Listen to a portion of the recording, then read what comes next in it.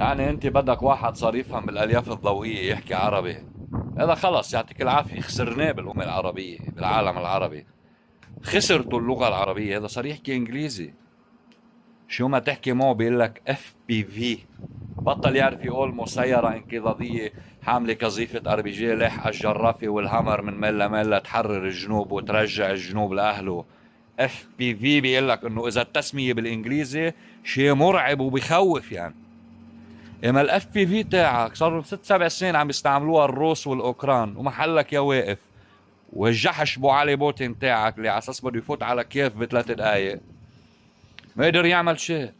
ما نقول نحن كنا بدنا نفوت على الجليل ب7 دقايق، كيف في فرق بيناتنا نحن بيننا وبين بو علي بوتين خرا 4 دقايق كان في فرق.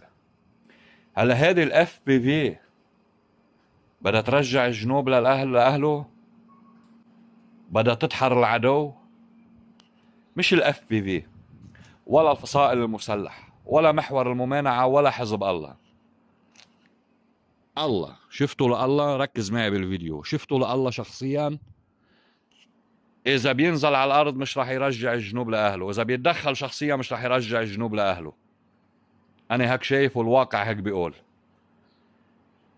انا مش عم بفهم يا خيي، نحن الشيعة بلبنان شو بتحسوا او شو مفروض نحس وقت تشوفوا باقي الطوائف اللبنانية وباقي الشعب اللبناني؟ 4 مليون لبناني مسيحيين ودروز وسنة وعلويين وارمن عايشين ببيوتهم ومناطقهم وعم يشتغلوا واولادهم بالمدارس ومكملين حياتهم عادي. فيش الا نحن من بيت حقه لبيت لقه، يوم بتنام بالمدرسه، يوم بتنام بالربيد، يوم بتنام على الكورنيش، يوم تحت الشجره. بتحسوا انه هاي الجماعه، عفوا على التعبير، انه هن هاي جماعه بلا فهم بلا كرامه يعني، ونحن جماعه عم تدلدق وتزرزب من عنا الكرامه والفهم يعني. اذا عم تفكروا هيك وطالع بحساباتكم هيك، هذا بطل اسمه غسيل دماغ، هذا اسمه بلا دماغ. لانه بس بدك تغسل دماغ حدا بده يكون عنده دماغ بالاساس، ونحن جماعه لحد هلا شكلنا بلا دماغ. اف بي في بيقول لي اف بي في